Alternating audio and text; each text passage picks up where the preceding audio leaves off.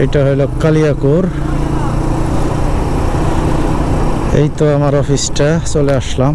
ওই যে বিল্ডিং এর কালার আর আমাদের ব্যানারের কালার একই হয়ে গেছে, এই কারণেই